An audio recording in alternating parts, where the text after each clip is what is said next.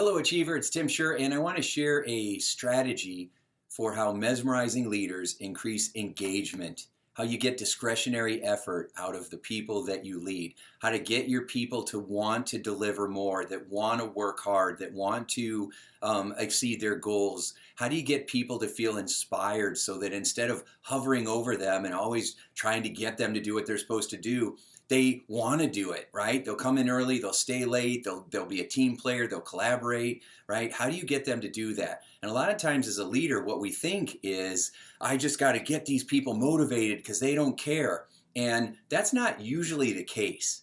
Usually there's some kind of energy coming off from you. People will emulate their leaders. So if they don't feel like they're being cared for or listened to or valued or appreciated or coached, then they will often behave, in a way that doesn't seem like they give a darn, right?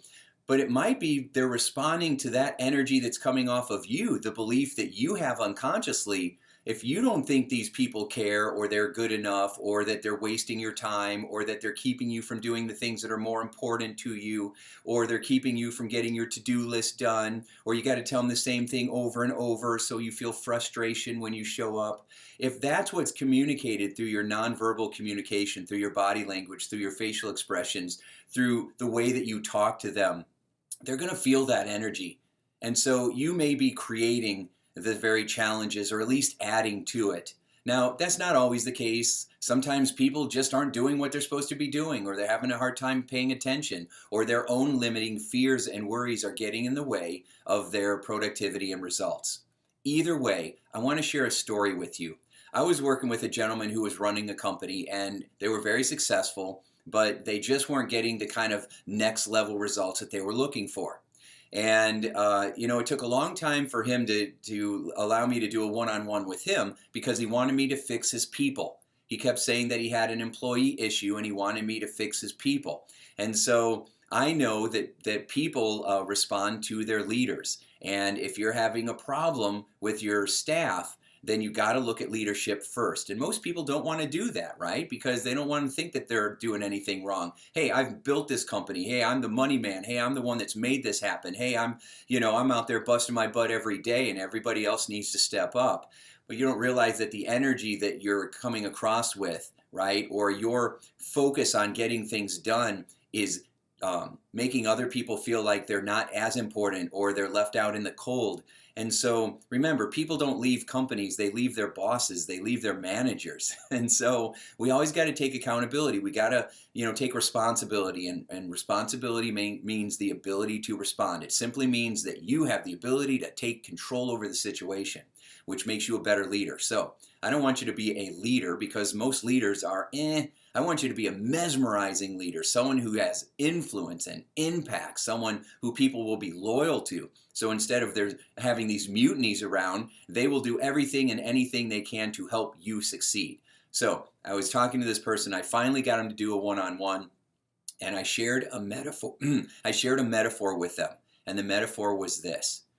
A lot of times when we're building companies and we're trying to run teams and when we're trying to get the most out of people, we come across like a father. We come across like a father figure, right? We're tough, we're strong, we're holding them accountable, we're telling them what to do, we're telling them pull themselves up by their bootstraps. We're being really tough on them because we believe that's what's going to get them to grow up. We believe that's what's going to get them to respond. So a lot of times we'll threaten them with punishments. Do this or you're going in timeout.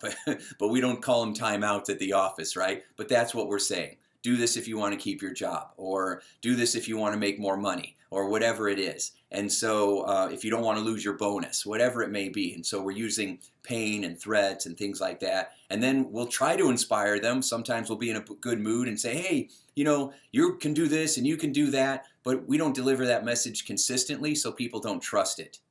And so as fathers, sometimes people will also come across as, well, I want to be your friend, not your leader, not your coach. And so, we joke around, we have sarcasm, we are competitive, we compete with each other.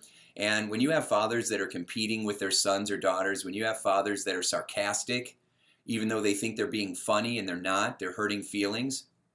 Even if the kids respond back that way, it's still hurting their feelings, but they don't have the maturity to be able to express that. It holds people back. It holds teams back. And then what you do is you create leaders around you who are also sarcastic and competitive. And even if it gets you to a certain level of success, it'll never get you to your full potential. It'll never get you where you really want to be. So instead of being a father, because this guy was doing all of those things. I mean, he was doing all of those things. And I said, what you need to do instead is be a grandfather. A grandfather is more of a mentor, more of a coach, more of a life teacher. He's already been through the rat race. He's already struggled with paying the bills. He's already worked to fill his 401k. He's already raised his children. All that pressure's off. Now he can just show up and be a nice guy and hold people accountable, but through love and through support and through encouragement and through validation. Dads catch people doing things wrong and try to correct them. Grandfathers catch people doing things right and reinforces it, which creates more of it. Whatever you put attention and focus on, you're going to get more of. Are you catching people doing things right, or are you catching people doing things wrong all the time? I remember I was doing a keynote for a medical association, and one of the doctors came up and he says, I realized that I've been really hard on my son about his homework and just always telling him what was wrong, and I never tell him how proud I am that he's doing his homework every day. I never tell him how proud I am when he gets A's. And I've been doing it all wrong, and I really appreciate you. I'm going to totally change my approach with my son. And I was like, yeah!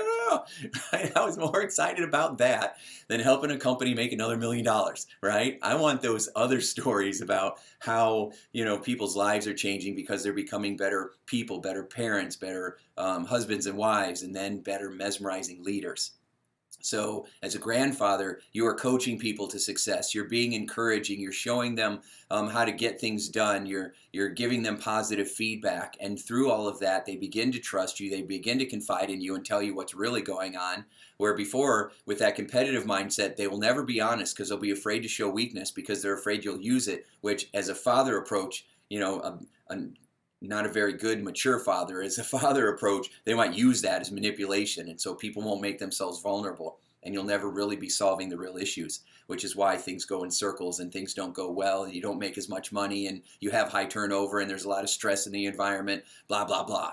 So instead, as you show up as a grandfather, then you are mentoring, supportive, and encouraging, okay? Still holding people accountable, just your energy is different. And this guy really took that to heart. I mean, he was really sitting back and I could see how he was connecting the dots, right? He was connecting the dots in his mind about how this was showing up in all the areas of his life, with his wife, with his children, right? All the areas of his life. Big light bulb went off. That transformed him. That one conversation transformed him. Now, I've known him for years, and he is one of the best leaders I know. He's one of the most mesmerizing leaders I know. Compassionate, a collaborator, supportive. His business has skyrocketed. His teams love him. The energy is different. The other leaders, when he started making these changes, the people that he trained to be that way, they couldn't handle it. Most of them left, and which also created the door for more empowering, mesmerizing leaders to come up through the ranks, which made everybody happier, which increased engagement, which increased productivity. It was amazing, all right? It was amazing. And, top line revenue, bottom line revenue, right? The margins increased, the profits increased. I mean, everything was going good, and we weren't focusing on sales, and we weren't focusing on marketing, and we weren't focusing on new accounting software.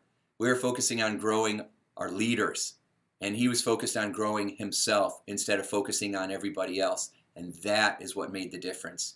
So I want you to ask yourself a question. What kind of leadership style are you showing up with? Are you more like the father, more sarcastic, rushed, competitive? Or are you more like the grandfather, supportive, mentoring, coaching, encouraging, show coaching, show them how it's done, help them be there, build the leaders inside of these people so everybody feels like they're a leader on the team. And then you're going to find that more work gets done. You don't have to hover over people. People are doing what they're supposed to be doing. They're going above and beyond and giving that discretionary effort because they feel loved, listened to, understood, and validated. Okay? Listened to, understood, and validated. And so, on the video it might be backwards, but listened to, understood, and validated, loved. Okay? So that's what we want to do. All right? So start applying this right away. Think about it, and then notice how you're showing up. Notice how the other leaders are showing up, and use this. It might be mother and grandmother approach, right? So I want you to just think about how you're showing up with your people each and every day. All right, thanks so much. Do this, and I promise you, your results will be a sure thing. Have a great day. Hey friend, it's Tim again. If you like what you just learned from my mesmerizing leadership tips, then you should get this book, Get Out of Your Way. It will teach you how to train your brain for success. It will also help you understand how us humans think. I've spent 30 years trying to figure out what makes us tick at an unconscious emotional level. And so this book, Get Out of Your Way, How to Eliminate Self-Sabotage and Train Your Brain for Success, is what's going to help you to get explosive results when it comes to influencing yourself and others. So go to timshurr.com, follow the link below, and grab a copy of this book. It'll be one of the best investments you ever make. It took me 30 years to learn this stuff. You can get it right now for 20 bucks. All right, talk to you soon. Have a great day.